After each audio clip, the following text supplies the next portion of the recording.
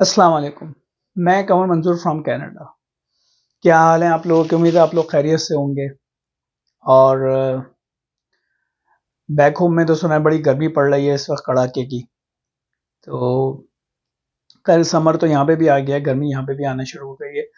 बहरहाल आज के टॉपिक की तरफ चलते हैं। आज का टॉपिक ये कि 2024 का जो कनाडा है, ये वर्थ करता है यहाँ पे आना, यहाँ पे मूव होना, यहाँ पे माइग्रेट करना। बहुत सारे लोग इसके ऊपर बहुत सारे व्लॉग कर चुके हैं। लोगों ने कहा कि जी कनाडा डूब रहा है, कनाडा बर्बाद हो गया, कनाडा। और हम लोग जो है ट्रैप में आ गए, हम जाल में फंस गए, हम तो क्या सोच के आए थे और कनाडा क्या निकला। So many things. और इसी हिसाब से वो भी एक चला है कि रिवर्स इमिग्रेशन का भी, वो भी बहुत सारे लोगों ने व्लॉग किए हैं कि लोग वापस जा रहे हैं। और जो है लोगों ने कानों को हाथ लगा लिया। तो ये तो देखिए, मुख्तलिफ लोगों के मुख्तलिफ रीजंस होते हैं किसी भी जगह माइग्रेट करने के, किसी जगह मूव करने के। अब ये डिपेंड करता है कि आपका कौन सा रीज़न है। बाज़ लोग होते हैं बैक होम पे बहुत सेट होते हैं, इंडिया, पाकिस्तान, बांग्लादेश में उनके बड़े बिजनेस चल रहे होते हैं। फिर वो उनको अचानक ये ख्याल आता है कि यार हम तो इतने वेल सेट हैं कि हम डिज़र्व करते हैं किसी बहुत अच्छे कंट्री को। तो ये कंट्री तो हमारे काबिल है ही नहीं। बाज़ लोग ये समझते हैं कि यार बस यहाँ से निकलो और वहाँ पे कनाडा, अमेरिका जाओ और बस फ़ौरन ही पैसा कमाना शुरू कर देंगे। बाज़ लोग ये समझते हैं कि यार ठीक है, हम यहाँ पे सेट भी हैं, सब कुछ है, लेकिन ये कि हमें अपने बच्चों के बेहतर मुस्तकबिल के लिए मूव हो जाना चाहिए, ताकि हमारे बच्चों को सिटीजनशिप मिल जाए, वो वहाँ के जो फैसिलिटीज़ हैं, जो एजुकेशन है, उसको उसको अवेल कर सकें, एंजॉय कर सकें। और कल को अगर उनको पासपोर्ट मिल जाएगा तो पूरी दुनिया उनके लिए ओपन हो जाएगी। तो ये डिपेंड करता है कि किस रीज़न के वजह से आप आ रहे हैं। लेकिन ये कि अब हम बात इस पे कर रहे हैं कि आप जिस रीज़न की वजह से भी आ रहे हैं, आपका इमिग्रेशन हो चुकी है, अब आपने आना है, मूव होना है। तो कुछ चीज़ें ऐसी हैं जिसके लिए आप मेंटली प्रिपेयर होके आएँ, अपने आप को प्रिपेयर कर लें, अपने दिमाग को इसके लिए तैयार कर लें, तो आपको काफ़ी सहूलत होगी। और ये जो है, ये आप ये एक तरह से कह लें कि मैं अपने तजुर्बे की बेस पर भी ये बात कह रहा हूँ, और जो लोगों से जो एक्सपीरियंसेस शेयर होते हैं उनकी बेस पे ये बात कर रहा हूँ। तो हम वन बाय वन इन तमाम चीज़ों को डिस्कस करते हैं। तो पहली बात तो ये कि आपके जो है, आप जब मूव हो रहे हैं तो आपको अपनी लोकेशन के मुतालिक सोचना चाहिए। मतलब इन इन दैट सेंस के आपकी जो भी स्किल है वो उसकी किस जगह पे वो इन डिमांड है, कौन से प्रोविंस में उसकी बहुत ज़्यादा डिमांड है। आप समझते हैं कि वहाँ जाके आप जल्दी जो है अपने आप को सेटल कर लेंगे या जॉब मिल जाएगी आपको, क्योंकि आप वहाँ पे जॉब्स अपॉर्चुनिटीज़ ज़्यादा हैं। तो उसके लिए एक बड़ा आसान सा तरीका है कि जॉब बैंक एक यहाँ की ऑफिशियल वेबसाइट है। वहाँ पे आप जाएं, अपना जॉब टाइटल डालें, कनाडा चूज़ करें पूरा कंट्री और ब्राउज़ कर दें। वो आपको कंप्लीट डाटा दे देगा कि कौन से प्रोविंस के अंदर, कौन से सिटीज़ में आपके आपके जो जॉब टाइटल के हिसाब से कितनी जॉब्स हैं वहाँ पे, क्या और क्या उनकी एवरेज सैलरी है। और ये तमाम आपको डाटा दे देगा कि उसकी बेस पे आप डिसाइड कर सकते हैं कि आपको कहाँ पे मूव होना चाहिए। देखिए, एक जगह जब आप चले जाते हैं ना, तो 1 डेढ़ साल, 2 साल गुज़ारने के बाद वहाँ से दूसरी जगह मूव करना इतना आसान नहीं होता। दूसरे प्रोविंस में मूव करना इतना आसान नहीं होता। तो स्टार्टिंग में आप इसको वाइज़ली आप डिसाइड कर लें तो आपके लिए बेहतर होगा। और बाज़ लोग ये सोच के करते हैं कि नहीं जी हमारे यार दोस्त उधर हैं, रिश्तेदार उधर हैं, हमने तो उधर ही जाना है। तो वो एक उनका रीज़न हो सकता है, लेकिन बहरहाल आप जो है अपने स्किल्स की डिमांड चेक कर सकते हैं और उस हिसाब से आपको फैसला कर सकते हैं। तो मेरे हिसाब से आपके लिए सहूलत होगी। दूसरा ये है कि भाई, forget your past, forget what you were in your country, कि आप कितनी बड़ी तोप थे, कितनी बड़ी चीज़ थे आप। जितनी जल्दी आप भूल जाएँगे ना, उतना उतना अपने आप को आपके लिए आसानी होगी। आप ये सोच के आ रहे हैं कि जी मैं तो 20 साल का एक्सपीरियंस लेके आ रहा हूँ, 15 साल का एक्सपीरियंस लेके आ रहा हूँ, मैं तो जीएम की पोस्ट पे था, मैनेजर की पोस्ट पे था, डायरेक्टर की पोस्ट पे, जो भी था, बहुत अच्छी पोस्ट पे था, मैं एक बेल बजाता था, पियोन आ जाया करता था और ये सारी चीज़ें हो जाया करती थी।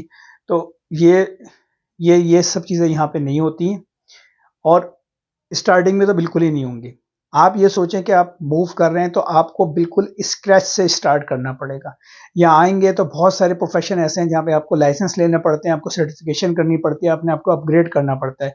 जस्ट लाइक अगर आप टीचर हैं, तो यहाँ आपके और अगर आप ओंटारियो में हो तो आपको टीचिंग सर्टिफ़िकेट लेना पड़ता है। ओंटारियो ओसीटी कहलाता है वो। तो वो आपको मिलता है तो आप पब्लिक सेक्टर में जॉब कर सकते हैं, या बहुत सारे प्राइवेट स्कूल भी आपसे कहते हैं कि भाई अगर आप ओसीटी हैं तो हम आपको जॉब देंगे। इसी तरह आप बहुत सारी ऐसी प्रोफ़ेशंस हैं, लाइक अगर आप इलेक्ट्रिशियन है तो आपको यहाँ पे लाइसेंस लेना पड़ेगा, टेस्ट पास करना पड़ेगा। और इस तरह से ये सोच तो आप ये मत सोचें कि, और अगर आप बहुत अच्छे हो भी गए तो भाई यहाँ ये सारी चीज़ें नहीं होती कि पियोन आपको एक मिल रहा है और आगे आपको ये सारी चीज़ें आपको मिल रही हैं, ऐसा नहीं होता। यहाँ पे सारे काम खुद करने पड़ते हैं। तो यहाँ पे ये इस तरह का कल्चर नहीं है। तो सब ये तमाम चीज़ें अपने जो है ना अपने अफसरी वगैरह अपने दिमाग से निकाल कर आएँ। और उसके बाद फिर ये कि एक्सपेक्टेशन, रॉन्ग एक्सपेक्टेशन के साथ ना आए, एक्सपेक्टेशन लो रखें। ये भी बड़ा अहम पॉइंट है, क्योंकि आप बाज़ लोग इस एक्सपेक्टेशन के साथ आते हैं, उनके जो पहले से यार दोस्त होते हैं वो दिखा रहे होते हैं ये गाड़ी खरीद ली, ये गाड़ी बदल ली, ये मोबाइल ले लिया, ये सारी चीज़ें हो गई। तो भाई ये सारी चीज़ें प्लेट में रख के नहीं मिल जाती हैं, और अगर आप चाहें तो 3-4 महीने में ये चीज़ें ले भी लें, लेकिन आप अपने आप को ओवरबर्डन करते हैं इनकी, फिर आपको इंस्टॉलमेंट भी देनी पड़ती है, आपके एक्सपेंसेस बढ़ते चले जाते हैं।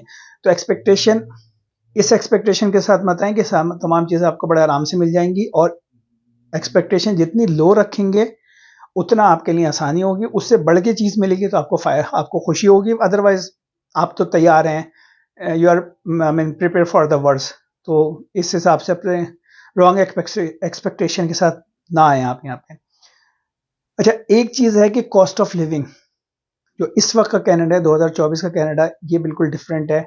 मैं 2018 में आया था, उस वक्त कनाडा बिल्कुल डिफरेंट था। मतलब इतनी महंगाई नहीं थी, और हाउसिंग इतनी महंगी नहीं थी। जो घर, इसमें छोटे शहर की बात कर रहा हूँ, बड़े शहर की बात नहीं कर रहा। मैं विंज़र में रहता हूँ। जो घर यहाँ पे 2-2.5 लाख का मिल जाया करता था 2018 में 19 में, वो अब 4-4.5 लाख का है। जो हम वीकली ग्रॉसरी की बात कर रहे हैं, जो ट्रॉली हमारी $80-90 में भर जाया करती थी, वो अब 200, सवा 200, $250 में भरती है वीकली ग्रॉसरी। इसी हिसाब से हर चीज़ महंगी हो गई है। गैस, जिसको हम पाकिस्तान में, इंडिया में पेट्रोल कहते हैं, वो हमने 60 सेंट पर लीटर के हिसाब से भरवाया, 65 सेंट पर लीटर के हिसाब से भरवाया है। एक ज़माने में 92 सेंट पर लीटर हो गया था, तो लोगों ने कहा था बड़े महंगा हो गया। अब 150 पे भी मिलता है, तो लोग कहते हैं भाई वहाँ से डलवा लो, 150 पे मिल रहा है, क्योंकि यहाँ पे डेली जो है ना प्राइसेस फ्लक्चुएट होती रहती हैं। मैं भी ब्रिटिश कोलंबिया गया था, तो वहाँ पे तो 1.95 या $2 पर लीटर मिलता है। तो कॉस्ट ऑफ लिविंग इस वक्त बहुत बढ़ गई है। ज़ाहिर सी बात है, आप आएंगे तो आप कुछ फंड्स वगैरह भी लेके आएंगे, तो उनका बड़ा वाइजली इस्तेमाल करें। और इस वक्त जो है, अगर आप मिनिमम वेज यहाँ पे $16 है, तो अगर एक बंदे की सैलरी से तो गुजारा नहीं हो सकता। तो अगर तो आप ये सोच रहे हैं, मतलब यानी कि अगर आप चलें $20 की भी अगर आपको जॉब पर आवर की जॉब मिल जाती है, और आप 40 घंटे वीक के करें, तो आप $800 बना रहे हैं। महीने के आप $3,200 बना रहे हैं, टैक्स कट कटा के आपको $2500-2600 मिलते हैं। तो अगर तो ये मिल रहे हैं आपके, तो आपकी तो अगर आप जीटीए में रह रहे हैं, बड़े शहर में रहते हो, $2500 की तो आपकी इस वक्त बेसमेंट आ रही है 2 कमरों की। विंज़र जैसे शहर में भी $1300-1400 की बेसमेंट हो गई है 2 कमरे की। तो उसके बाद फिर आपकी ग्रॉसरी और दूसरी चीज़ें। तो ये जहन में रख के आइएगा, कॉस्ट ऑफ लिविंग भी बहुत बढ़ गई है। इसको आप उनको मुख्तलिफ तरीके हैं टैकल करने के। या अक्सर ये होता है कि दोनों मियाँ बीवी दोनों को जॉब करनी पड़ती है, तो ये भी एक फैक्टर है। इसके लिए आप बिल्कुल बिल्कुल प्रिपेयर होके हैं। फिर एक होता है कि होम सिकनेस, ये एक बहुत बड़ा फैक्टर है। देखिए, अगर तो बंदा अकेला आ रहा है, उसको तो बहुत ही इस चीज़ का सामना करना पड़ता है, और अगर हम तो फैमिली के साथ आए, तो हमें भी इसका सामना करना पड़ा है। आप एक वहाँ पे अपने दोस्तों को, अपने रिश्तेदारों को, अपने घर वालों को, अपने बहन भाइयों को छोड़ के आते हैं, यहाँ पे आते हैं। यहाँ पे आपको उस तरह से वो चीज़ें नहीं मिलती हैं, आपको बड़ी याद आती हैं चीज़ें। मैं तो अपनी पूरी फैमिली के साथ आया था, मेरे तीनों बच्चे मेरे साथ थे, वाइफ थी। उसके बावजूद भी हम इस चीज़ से गुजरे हैं। जबकि मैं तो अपने मेरे बचपन का दोस्त है, उसके पास मैं इधर आया था। और तो लेकिन फिर भी इस चीज़ से गुजरना पड़ता है। अभी भी मैं 1 महीने के लिए पाकिस्तान जाते हैं, तो हमें 8-10 दिन लगते हैं अपने आप को सेटल करने में। तो ये भी एक बड़ा फैक्टर है, इसको मेंटली बिल्कुल प्रिपेयर होके आए हैं। और एक है कि जो आपकी जो सोशल लाइफ है, जिस तरह की आप सोशल लाइफ पाकिस्तान इंडिया में एंजॉय करते थे, इस तरह की सोशल लाइफ आपको यहाँ नहीं मिलेगी। इसके लिए भी आप मेंटली प्रिपेयर होके हैं, क्योंकि वहाँ का बिल्कुल लाइफ स्टाइल डिफरेंट है। वहाँ तो कोई मतलब सोशल होने का कोई रीज़न ही नहीं होता। कोई भी किसी के घर चला जाता है बगैर इन्फॉर्म किए हुए। दोस्त को हमने बैल बजाया, बुला लिया, बाहर बैठ गए। अब जैसे ईद आ रही है, ईद उल जुहा, तो वहाँ का बिल्कुल एक डिफरेंट माहौल होगा। ये तमाम चीज़ें आप ज़रूर यहाँ पे बहुत मिस करेंगी। उस तरह से आप सोशलाइज नहीं होते। अब तो GTA वगैरह में हमारी देसी कम्युनिटी बहुत हो गई है, तो आप फिर भी बहुत ज़्यादा चीज़ें आसान हो गई हैं। लेकिन फिर भी अब वह दूसरी चीज़ें इतनी ज़्यादा बढ़ गई हैं, महंगाई इतनी बढ़ गई है, आपको इतना अपने एक्सपेंसेस मीट करने के लिए अपनी इतनी जान मारनी पड़ती है कि आप उस तरह से सोशलाइज हो ही नहीं सकते। तो फिर भी अब लेकिन ये कि इस चीज़ के लिए भी आप तैयार रहें कि उस तरह का सोशल लाइफ आप जो पाकिस्तान, इंडिया, बांग्लादेश में अपना था, वो आपको यहाँ नहीं मिलेगा। तो ये भी एक बड़ा फैक्टर है। तो ये कुछ चीज़ें हैं जिनको आप अपने जहन में रख के आएंगे और इसके लिए प्रिपेयर होके आएंगे, तो मैं समझता हूँ कि आप बिल्कुल वर्थ करता है कनाडा। शुरू के 2-3 साल मुश्किल हैं। देखें, मैं फिर आपको बता रहा हूँ, आप जीरो से स्टार्ट कर रहे हैं। अगर आप अपने पाकिस्तान, इंडिया वगैरह में भी एक प्रोविंस से दूसरे प्रोविंस में जाते हैं, तो आपको तकरीबन साल 6 महीने लगते हैं अपने आप को सेटल करने में। सिंध से आप पंजाब जाएंगे या बलूचिस्तान जाएंगे, उसको कल्चर को समझने में आपको टाइम लगता है। ये तो आप दूसरे मुल्क के अंदर आ रहे हैं, माइग्रेट कर रहे हैं। तो इसमें भी आप ये सोचिएगा कि आपको टाइम लगेगा। शुरू के 2-3 साल आपको बहुत मेहनत करनी पड़ेगी, अपने आप को अपग्रेड करना पड़ेगा। उस बीच में जब आप सर्टिफिकेशन कर रहे हैं, कोई लाइसेंस लेने के लिए पढ़ाई कर रहे हैं, तो आपने अपने कुछ और जॉब के लिए अपने आप को बिल्कुल तैयार रखें। आपको वॉलमार्ट में, टीम हॉटल में, किसी भी जगह पे भी जॉब करनी पड़ सकती है। लेकिन 2-3 साल आप लग के मेहनत कर लेंगे, अपना एक प्रोफेशन चूज कर लेंगे और फिर उसकी सर्टिफिकेशन और कोर्सेज वगैरह करके आप एक अच्छे फेज में आ सकते हैं। ये एक ड्यू प्रोसेस है, हर एक को लगता है। 2 से 3 साल हर एक को लगते हैं। तो इस चीज़ के लिए प्रिपेयर होके आएंगे आप, तो आपके लिए बिल्कुल वर्थ करता है कनाडा आना। और दूसरी बात ये कि जो मैं आपको बता रहा हूँ कि रीज़न क्या है।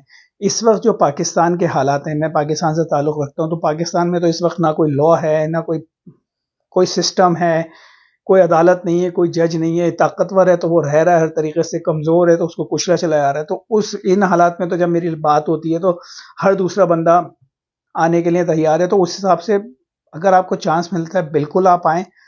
वर्थ करता है। 2-3 साल मुश्किल होंगे, वो किसी भी जगह पे मुश्किल होंगे, सिर्फ कनाडा नहीं, चाहे अमेरिका हो, चाहे यूरोप हो, चाहे इवन मैं कह रहा हूँ विद इन कंट्री भी अगर आप मूव करते हैं तो आपको टाइम लगता है। तो इन चीज़ों को ध्यान में रखें, और अगर आपको चांस मिलता है तो मैं समझता हूँ कि अभी तक कनाडा वर्थ करता है मूव करने के लिए। और अगर ये मेरे एक्सपीरियंसेस थे जो मैंने आपसे शेयर किए, इन पॉइंट्स को अपने जहन में रखें। अगर ये वीडियो पसंद आई तो इसको लाइक करें, शेयर करें, सब्सक्राइब करें और अपना ख्याल रखें। इंशाल्लाह ताला आपसे मुलाकात होती है नेक्स्ट किसी वीडियो में, किसी नए टॉपिक के साथ। अल्लाह हाफ़िज़।